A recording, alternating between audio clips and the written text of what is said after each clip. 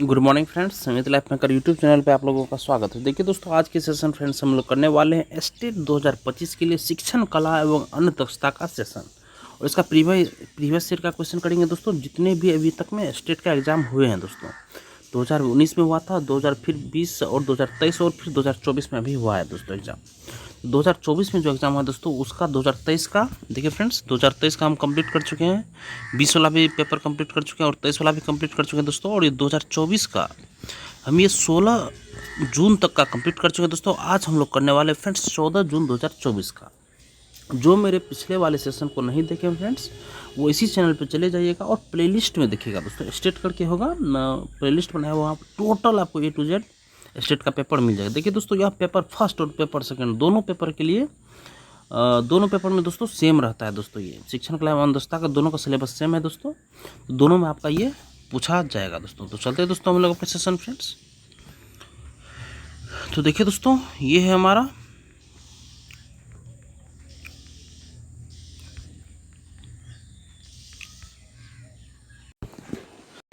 देखिए friends, first question है हमारा 14 जून 2025-24 का कि शिक्षण करियर की शुरुआत में सबसे महत्वपूर्ण कारक है। कौन सा सबसे महत्वपूर्ण कारक है दोस्तों? कि किसी का व्यक्तित्व और कक्षा और छात्रों से संबंधित होने की क्षमता। किसी का व्यक्तित्व और कक्षा और छात्रों से संबंधित होने की क्षमता दोस्तों, यही शिक्षण करियर की शुरुआत में सबसे महत्वपूर्ण कारक है दोस्तों। सॉल्यूशन देखिए इसका। एक शिक्षक के रूप में करियर की शुरुआत में केवल उत्कृष्ट शैक्षणिक रिकॉर्ड ही पर्याप्त नहीं है। एक प्रभावी शिक्षण के लिए छात्रों के साथ एक मजबूत संबंध स्थापित करना, उनकी ज़रूरतों को समझना और एक सकारात्मक और सहायक कक्षा का माहौल बनाना आवश्यक है। एक आकर्षक और मिलनसार व्यक्तित्व शिक्षकों को छात्रों के साथ जुड़ने, उन्हें प्रेरित करने और सीखने को अधिक प्रभावी बनाने में मदद करता है। जबकि संचार कौशल और आयोजन क्षमता महत्वपूर्ण है, जो एक शिक्षक के व्यक्तित्व के लिए सबसे महत्वपूर्ण आधार बनाती है। नेक्स्ट क्वेश्चन देखिए, शिक्षण का सर्वाधिक अपेक्षित तत्कालिक परिणाम क्या है? शिक्षण का सर्वाधिक अपेक्षित तत्कालिक परिणाम क्या है दोस्तों? ये है ऑप्शन नंबर दोस्तों। देखिए फ्रेंड्स, इसका ए सही होगा। छात्रों के व्यवहार में वांछनीय दिशा में परिवर्तन। छात्रों के व्यवहार में वांछनीय दिशा में परिवर्तन। शिक्षक का सर्वाधिक अपेक्षित तत्कालिक परिणाम क्या है दोस्तों? तो ये है छात्रों के व्यवहार में वांछनीय दिशा में परिवर्तन। सॉल्यूशन देखिए इसका। शिक्षण का सर्वाधिक अपेक्षित तात्कालिक परिणाम छात्रों के व्यवहार में वांछित परिवर्तन लाना है। और शिक्षण का उद्देश्य छात्रों को ज्ञान कौशल और दृष्टिकोण प्राप्त करने में मदद करना है, जिससे उनके व्यवहार में सकारात्मक बदलाव आए। यह परिवर्तन ज्ञान प्राप्त करने, नई क्षमताओं को विकसित करने या मौजूदा दृष्टिकोण को संशोधित करने के रूप में हो सकता है। तत्कालिक परिणाम का अर्थ है कि शिक्षण के तुरंत बाद छात्रों में कुछ सीखने का या समझने का प्रमाण दिखना चाहिए। नेक्स्ट क्वेश्चन देखिए फ्रेंड्स। नेक्स्ट क्वेश्चन हमारा है शिक्षण सिद्धांत देते हैं। शिक्षण सिद्धांत देते हैं दोस्तों कौन सा? कि दोस्तों देखिए, इसमें सभी ऑप्शन हमारा सही होगा दोस्तों।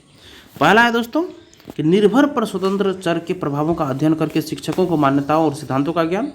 सेकंड है शिक्षण के विचार स्तरों और उसके समवर्ती शिक्षण मॉडलों के बारे में ज्ञान। और थर्ड है दोस्तों शिक्षण समस्याओं की जांच कैसे करें और उन्हें कैसे हल करें, इसके बारे में ज्ञान। ये तीनों हमारा सही होगा।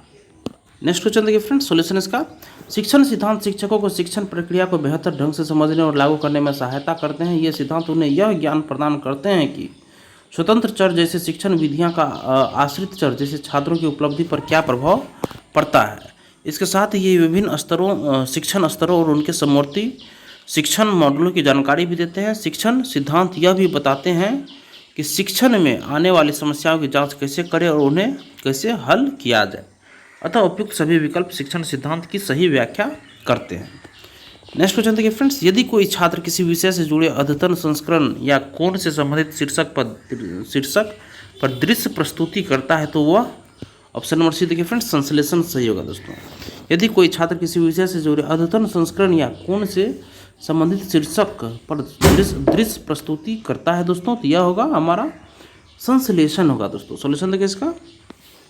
यदि कोई छात्र किसी विषय से जुड़े अद्यतन संस्करण या नवीन दृष्टिकोण पर दृश्य प्रस्तुति देता है तो वह संश्लेषण की उच्च मानसिक क्षमता का परिचय देता है। यह कौशल उसे प्राप्त ज्ञान को नई दिशा में रचनात्मक रूप से उपयोग करने, विभिन्न सूचनाओं को जोड़ने और एक नवीन प्रस्तुति देने की क्षमता प्रदान करता है।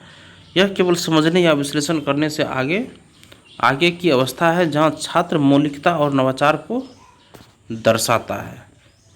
नेक्स्ट क्वेश्चन देखिए फ्रेंड्स, भावात्मक क्षेत्र में सीखने का निम्नतम स्तर है। भावात्मक क्षेत्र में सीखने का निम्नतम स्तर है भाग लेना है दोस्तों,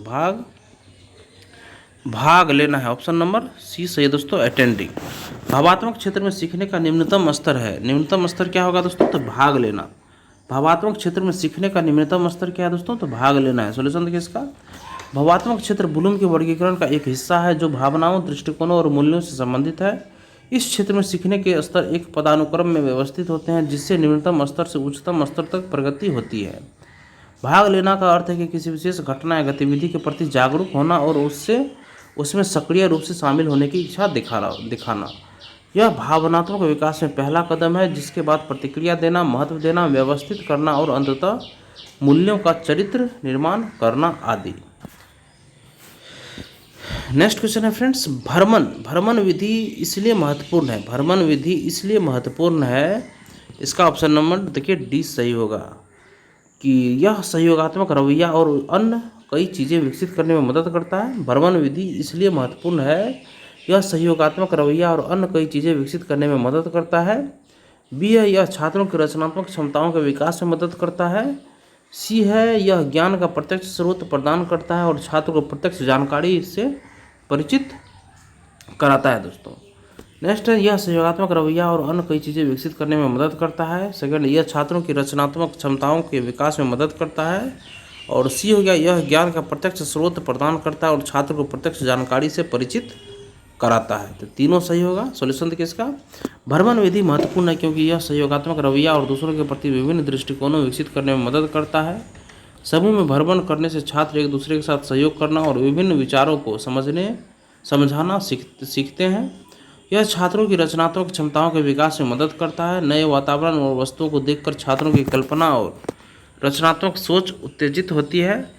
यह ज्ञान का प्रत्यक्ष स्रोत प्रदान करता है। यह ज्ञान का प्रत्यक्ष स्रोत प्रदान करता है और छात्रों को प्रत्यक्ष जानकारी से परिचित कराता है। वास्तविक स्थानों और चीज़ों का अनुभव करने से सैद्धांतिक ज्ञान अधिक जीवंत और यादगार बनता है। अतः दिए गए सभी विकल्प भ्रमण विधि के लिए महत्वपूर्ण है। नेक्स्ट क्वेश्चन देखिए, किसने कहा खेलना एक स्वाभाविक प्रवृत्ति है। स्वाभाविक प्रवृत्ति किसने कहा था, तो काल्डवेल कुक ने कहा था। काल्डवेल कुक ने कहा था दोस्तों। सॉल्यूशन देखिए इसका, काल्डवेल कुक ने कहा था कि खेलना एक स्वाभाविक प्रवृत्ति है। इनका मानना था कि बच्चों में खेलने की प्रवृत्ति जन्मजात होती है और यह उनके संपूर्ण विकास में सहायक होती है। खेल के माध्यम से बच्चे सीखते हैं और रचनात्मकता विकसित करते हैं दोस्तों, रचनात्मकता विकसित करते हैं। नेक्स्ट क्वेश्चन देखिए, परिसंवाद सिंपोजियम एक प्रकार है। परिसंवाद सिंपोजियम एक प्रकार है दोस्तों। यह है दोस्तों ऑप्शन नंबर, चर्चा विधि का प्रकार है दोस्तों, डिस्कशन मेथड का ये प्रकार है दोस्तों। सॉल्यूशन देखिए फ्रेंड्स, परिसंवाद एक ऐसी प्रक्रिया है जिसमें किसी विषय पर विभिन्न विशेषज्ञ या प्रतिभागी विचार प्रस्तुत करते हैं और आपस में चर्चा करते हैं। यह विधि विचारों के आदान प्रदान, तर्क वितर्क और गहन समझ के लिए प्रभावी होती है, अतः यह चर्चा विधि का एक प्रकार है। नेक्स्ट क्वेश्चन देखिए, ब्लूम के वर्गीकरण के अनुसार पाठ्य योजना का गतिविधि भाग डैश है। ब्लूम के वर्गीकरण के अनुसार पाठ्य योजना का गतिविधि भाग डैश है। तो क्या है दोस्तों, ये अनुप्रयोग करना। ब्लूम के वर्गीकरण के अनुसार पाठ्य योजना का गतिविधि भाग है, ये अनुप्रयोग करना है, अप्लाइंग है। सॉल्यूशन देखिए इसका, देखिए ब्लूम के वर्गीकरण के अनुसार पाठ्य योजना का गतिविधि भाग अनुप्रयोग के बारे में है। अनुप्रयोग करना पाठ्य योजना के गतिविधि भाग को छात्रों द्वारा सीखे हुए भाग का उपयोग करने का अवसर देता है। नेक्स्ट क्वेश्चन देखिए, डिजाइन चुनौतियों इसका एक उदाहरण। डिजाइन चुनौतियाँ इसका एक उदाहरण है। क्या उदाहरण है, तो विस्तृत करना, एलेबोरेट करना एक उदाहरण। डिजाइन चुनौतियाँ इसका एक उदाहरण है, तो विस्तृत करना इसका एक उदाहरण है। सॉल्यूशन देखिए इसका, ब्लूम के वर्गीकरण के अनुसार डिजाइन चुनौतियों के लिए एक उदाहरण विस्तृत करना है। यह विचारों को विकसित करने और गहराई से जानने को संदर्भित करता है। नेक्स्ट क्वेश्चन है, सूक्ष्म शिक्षण का अर्थ यह नहीं है। सूक्ष्म शिक्षण का अर्थ यह नहीं है। सॉल्यूशन इसका, सूक्ष्म शिक्षण का अर्थ यह नहीं है। इसका सॉल्यूशन होगा फ्रेंड्स, सूक्ष्म शिक्षण का अर्थ यह नहीं होता है कि छात्र अध्यापक विद्यालयों में जाकर वास्तविक शिक्षण करे। यह एक प्रशिक्षण विधि है जिसमें सीमित समय में छात्र और कौशल पर ध्यान दिया जाता है। इसमें कक्षा का वातावरण कृत्रिम होता है और फीडबैक द्वारा सुधार किया जाता है दोस्तों। क्या है दोस्तों, देखिए सूक्ष्म शिक्षण का अर्थ यह नहीं है, सूक्ष्म शिक्षण में छात्र अध्यापकों को विद्यार्थियों में जाकर वास्तविक शिक्षण करना होता है। नेक्स्ट क्वेश्चन देखिए फ्रेंड्स, माइक्रो टीचिंग का उपयोग किया जाता है। माइक्रो टीचिंग का उपयोग किया जाता है दोस्तों। ऑप्शन नंबर बी देखिए इसका, शिक्षक प्रशिक्षण संस्थान में दोस्तों माइक्रो टीचिंग का उपयोग किया जाता है। माइक्रो टीचिंग का उपयोग किया जाता है शिक्षक प्रशिक्षण संस्थान में, इसका माइक्रो टीचिंग का उपयोग किया जाता है। शिक्षक प्रशिक्षण संस्थान में माइक्रो टीचिंग का उपयोग किया जाता है। शिक्षक प्रशिक्षण संस्थान में माइक्रो टीचिंग का उपयोग किया जाता है। सॉल्यूशन देखिए, शिक्षक प्रशिक्षण संस्थानों में माइक्रो टीचिंग का उपयोग किया जाता है, मुख्यतः शिक्षकों को प्रशिक्षण देने के लिए किया जाता है। यह एक प्रभावी विधि है जिसमें शिक्षक अपनी शिक्षण विधियों का अभ्यास कर सकते हैं और सुधार कर सकते हैं। तो माइक्रो टीचिंग का उपयोग शिक्षक प्रशिक्षण में किया जाता है, प्रशिक्षण संस्थान में किया जाता है दोस्तों। नेक्स्ट क्वेश्चन है, व्याख्यान के बाद शिक्षक डैश पर समय देते हैं, तो वह प्रश्न पर समय देते हैं। व्याख्यान के बाद शिक्षक प्रश्न पर समय देते हैं, प्रश्न पर समय देते हैं। व्याख्यान के बाद शिक्षक प्रश्न पर समय देते हैं। सॉल्यूशन देखिए इसका, व्याख्यान के बाद शिक्षक प्रश्न पर समय देते हैं। यह छात्रों को अपनी शंकाओं को दूर करने और विषय वस्तु की बेहतर समझ विकसित करने में मदद करता है। यह एक महत्वपूर्ण शिक्षण पद्धति है जो सक्रिय भागीदारी को बढ़ावा देती है। नेक्स्ट क्वेश्चन देखिए, कक्षा शिक्षण पूरा होने के बाद, कक्षा शिक्षण पूरा होने के बाद ऑप्शन नंबर सी देखिए, शिक्षक को ब्लैक बोर्ड साफ करना चाहिए दोस्तों। सॉल्यूशन देखिए फ्रेंड्स, कक्षा में अनुशासन और स्वच्छता बनाए रखने की जिम्मेदारी शिक्षक की होती है। अतः कक्षा शिक्षण पूरा होने के बाद शिक्षक को ब्लैक बोर्ड साफ करना, खुद साफ करना चाहिए। शिक्षक यदि स्वयं ब्लैक बोर्ड साफ करते हैं तो हम इसमें छात्रों के लिए वह एक अच्छा उदाहरण प्रस्तुत करता है और शिक्षा का माहौल सकारात्मक बनता है। नेक्स्ट क्वेश्चन देखिए, किस प्रशासन में जिम्मेदारी की भावना की परवाह नहीं की जाती है। किस प्रशासन में जिम्मेदारी की भावना की परवाह नहीं की जाती है दोस्तों? अनुदेशात्मक प्रशासन में, अधिनायकवादी प्रशासन में, लोकतांत्रिक प्रशासन में, अहस्तक्षेप प्रशासन में। किस में नहीं की जाती है दोस्तों? तो ऑप्शन नंबर डी देखिए दोस्तों, ऑप्शन नंबर डी, अहस्तक्षेप प्रशासन में दोस्तों जिम्मेदारी की भावना की परवाह नहीं की जाती है दोस्तों। सॉल्यूशन देखिए इसका फ्रेंड्स, अहस्तक्षेप प्रशासन में जिम्मेदारी की भावना की परवाह नहीं की जाती है। अहस्तक्षेप प्रशासन एक प्रणाली है जहां नियंत्रण और हस्तक्षेप न्यूनतम होता है। इसमें व्यक्तियों या संस्थाओं को बहुत अधिक स्वतंत्रता दी जाती है और वे अपने निर्णय स्वयं लेने के लिए स्वतंत्र होते हैं। नेक्स्ट क्वेश्चन देखिए, एक शिक्षक अपनी प्रारंभिक कक्षा में प्रभावी शिक्षण को कैसे बढ़ा सकता है। एक शिक्षक अपनी प्रारंभिक कक्षा में प्रभावी शिक्षण को कैसे बढ़ा सकता है। एक शिक्षक अपनी प्रारंभिक कक्षा में प्रभावी शिक्षण को कैसे बढ़ा सकता है? ऑप्शन नंबर ए देखिए, संदर्भ को विद्यार्थियों के जीवन से जोड़कर, संदर्भ को विद्यार्थियों के जीवन से जोड़कर। एक शिक्षक अपनी प्रारंभिक कक्षा में प्रभावी शिक्षण को कैसे बढ़ा सकता है? प्रभावी शिक्षण को ये संदर्भ को विद्यार्थियों के जीवन से जोड़कर ये प्रारंभिक कक्षा में प्रभावी शिक्षण को बढ़ा सकता है। सॉल्यूशन देखिए फ्रेंड्स इसका, एक शिक्षक अपनी प्रारंभिक कक्षा में प्रभावी शिक्षण तभी कर सकता है जब वह विषय वस्तु को विद्यार्थियों के जीवन से जोड़ती है। इससे बच्चे आसानी से समझ पाते हैं और सीखना उनके लिए अर्थपूर्ण हो जाता है। यह शिक्षण को रोचक और प्रभावशाली बनाता है। नेक्स्ट क्वेश्चन है, पुस्तकों की भौतिक स्थिति ठीक प्रकार से रखी जानी चाहिए, इसे डैश नाम से जाना जाता है। तो यह संरक्षण के नाम से जाना जाता है। संरक्षण के नाम से पुस्तकों की भौतिक स्थिति ठीक प्रकार से रखी जानी चाहिए, यह संरक्षण नाम से जाना जाता है। संरक्षण नाम से जाना जाता है। सॉल्यूशन देखिए इसका फ्रेंड्स, पुस्तकों की भौतिक स्थिति को ठीक बनाए रखना संरक्षण कहलाता है। यह पुस्तकालय की एक महत्वपूर्ण प्रक्रिया है जिससे पुस्तकों की उम्र लंबी होती है और वे पाठकों के उपयोग के लिए सुरक्षित रहती हैं। इससे ज्ञान संपदा की रक्षा होती है और इसकी उपलब्धता बनी रहती है दोस्तों। नेक्स्ट क्वेश्चन देखिए फ्रेंड्स, क्या इंटरनेट आधारित शिक्षण भारत के लिए उपयुक्त है? क्या इंटरनेट आधारित शिक्षण भारत के लिए उपयुक्त है? तो ऑप्शन नंबर सी देखिए, हाँ, लेकिन प्रभावशीलता को मापना चाहिए और समय समय पर मार्गदर्शन करना चाहिए। देखिए फ्रेंड, इंटरनेट आधारित शिक्षण का तात्पर्य ऑनलाइन शिक्षण से है। भारत के संदर्भ में इंटरनेट आधारित शिक्षा उपयोगी है, परंतु भारत में इसकी उपयोगिता के लिए इसकी प्रभावशीलता को मापना और समय समय पर उचित मार्गदर्शन प्रदान करना महत्वपूर्ण है। इससे यह सुनिश्चित होगा कि यह छात्रों की आवश्यकताओं को पूरा करता है और शिक्षण अधिगम प्रक्रिया में सुधार करता है, खासकर दूरस्थ शिक्षा डिस्टेंस एजुकेशन के परिदृश्य में।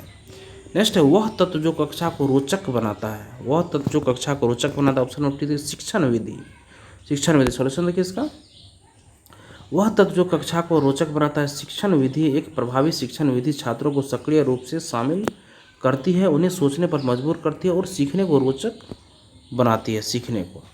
नेक्स्ट देखिए इंटरनेट का ज्ञान। इंटरनेट का ज्ञान देखिए विद्यार्थियों के लिए लाभदायक है, विद्यार्थियों के लिए लाभदायक है। सॉल्यूशन देखिए इसका, इंटरनेट का ज्ञान विद्यार्थियों के लिए लाभदायक है। यह उन्हें व्यापक जानकारी तक पहुंच प्रदान करता है, सीखने के नए तरीके सिखाता है और उन्हें शोध कौशल विकसित करने में मदद करता है। हालांकि इसका उपयोग विवेकपूर्ण ढंग से करना महत्वपूर्ण है, ताकि छात्र इस पर अत्यधिक निर्भर न हो और अपनी स्वतंत्र सीखने की क्षमता न खोएं।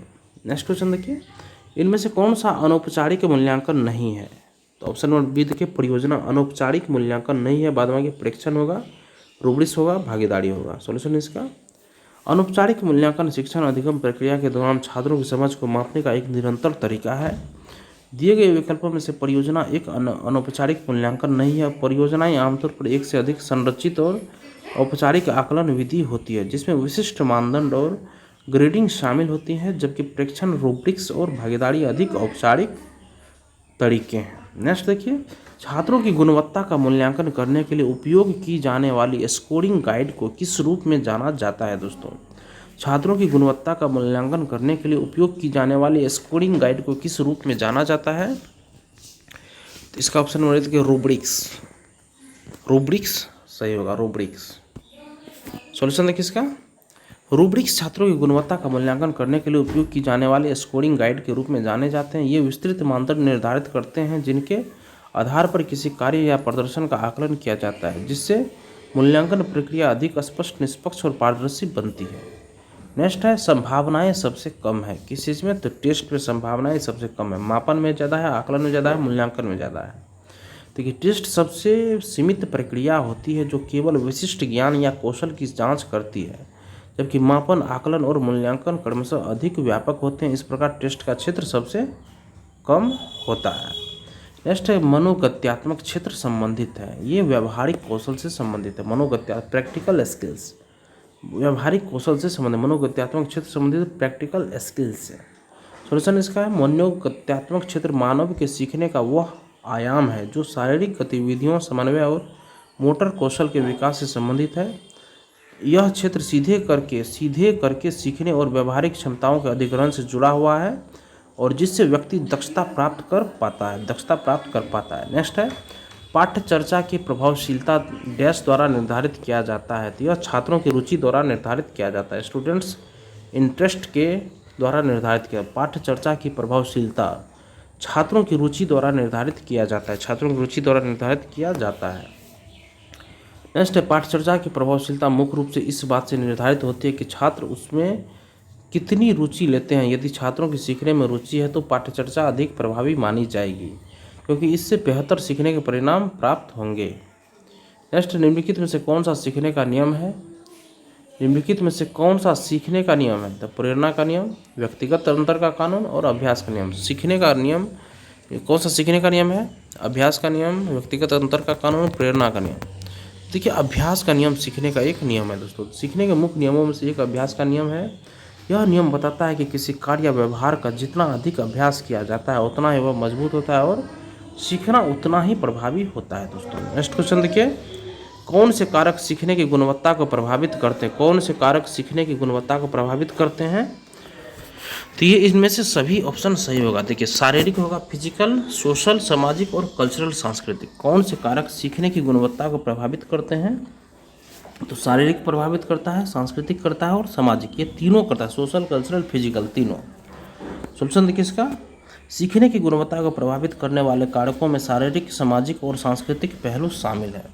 ये सभी कारक मिलकर एक व्यक्ति के सीखने का अनुभव और उसकी क्षमता को प्रभावित करते हैं, जिससे अधिगम की गुणवत्ता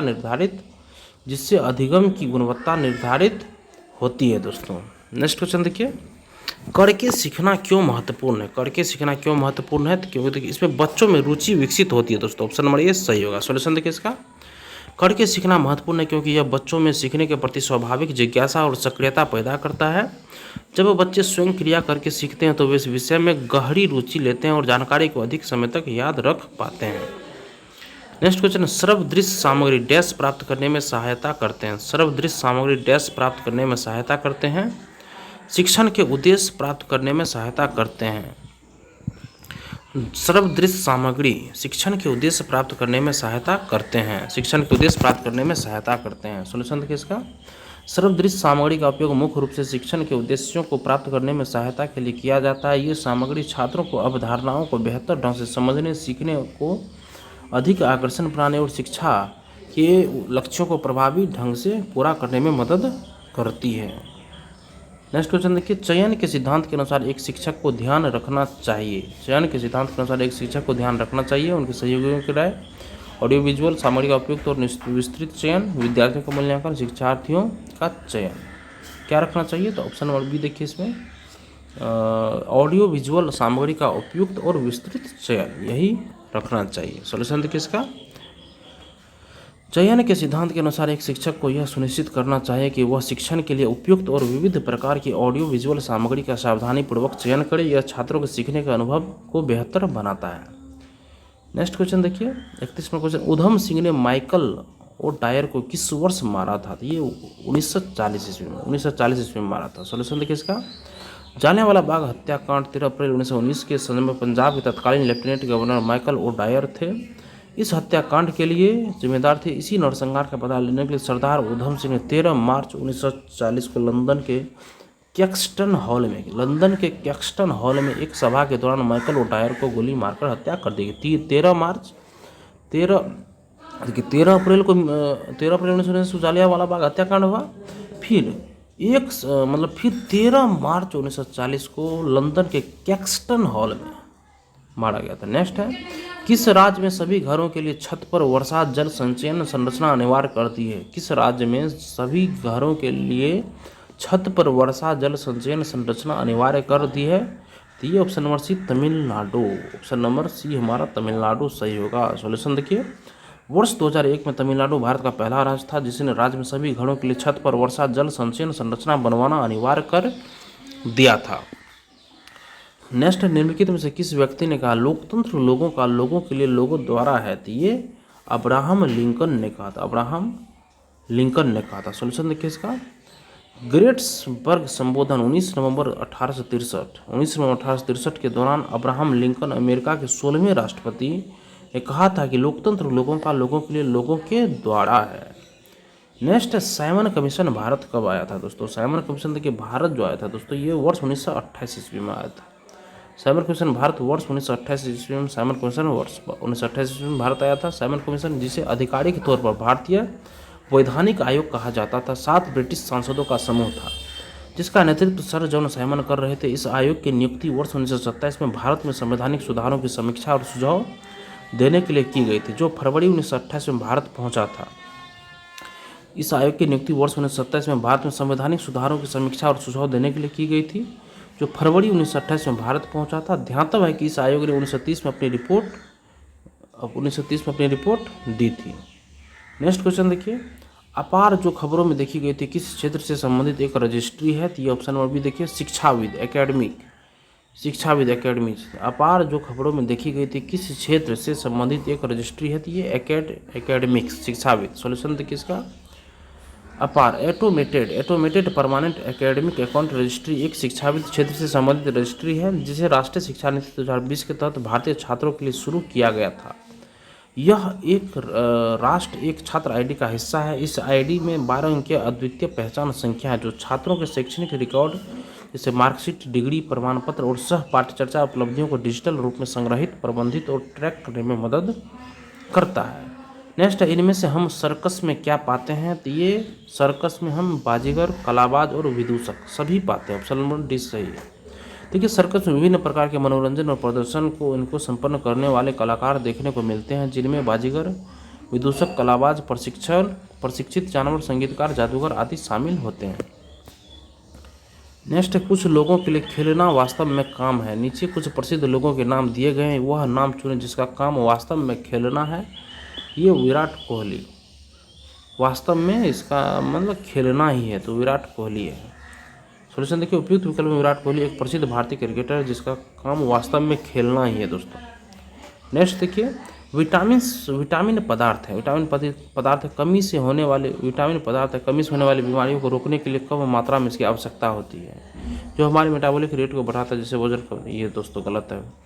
ऑप्शन नंबर यही हमारा सही होगा दोस्तों। देखिए, विटामिन ऐसे पोषक तत्व हैं जो शरीर को स्वस्थ रखने और विभिन्न शारीरिक कार्यों को सुचारू रूप से चलाने के लिए कम मात्रा में आवश्यक होते हैं। इनकी इस कमी से स्कर्वी, रिकेट्स और बेरी जैसे रोग हो सकते हैं, जबकि अन्य सभी विकल्प विटामिन के बारे में असत्य है दोस्तों। नेक्स्ट है, मछली में कौन सा विटामिन मौजूद है? मछली में कौन सा विटामिन मौजूद है?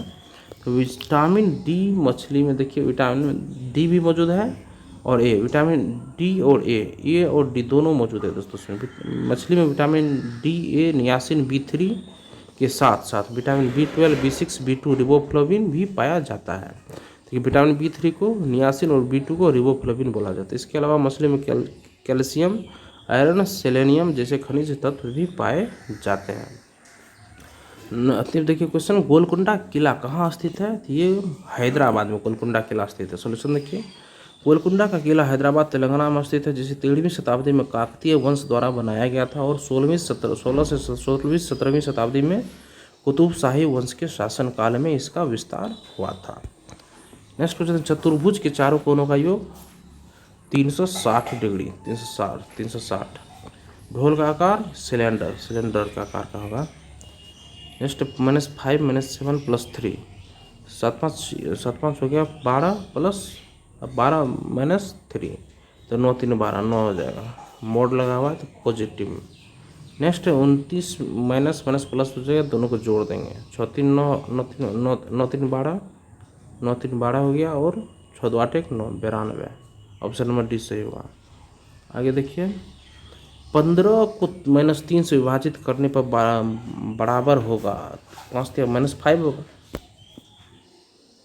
46 में। देखिए, दिए गए में प्रश्नवाचक चिन्ह के स्थान पर सही विकल्प को चुनें। ऐसे हुआ, फिर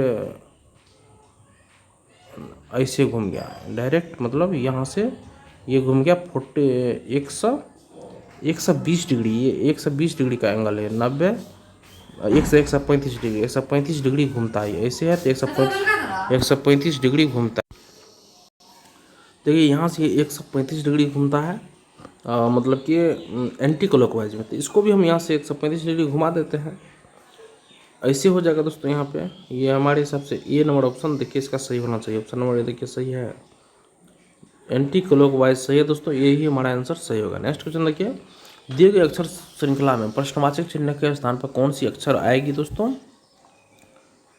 तो इसमें आएगा दोस्तों AHR। देखिए फ्रेंड्स, सबसे पहले ए 2 2 बढ़ रहा है दोस्तों, AC, इसमें भी 2 जोड़ देंगे। ई में 5 2 7, 7 में G आता है दोस्तों, G होगा। देखिए G दोनों में है। अब क्या करेंगे, Q देखिए सेकंड नंबर, H कितना है? H हो गया आपका GH 8 हो गया, H 8 हो गया। उसके बाद J के 8 11 3 बढ़ रहा है दोस्तों, N 14 3 17, 17 पे क्या आएगा? Q आएगा। तो ऑप्शन नंबर ये ठोक देंगे दोस्तों।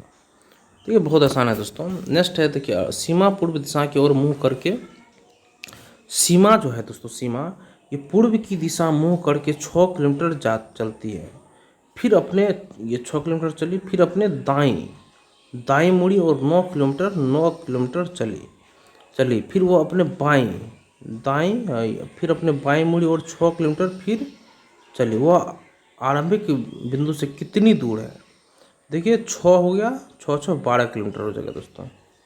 12 किलोमीटर दूर है दोस्तों। देखिए सॉरी दोस्तों, 15 किलोमीटर है ये। अच्छा, आरंभिक बिंदु से कितनी दूर है दोस्तों? देखिए फ्रेंड्स, यहाँ जो बनाए हुए थे दोस्तों, ये ट्रायंगल टाइप का बन जाएगा दोस्तों।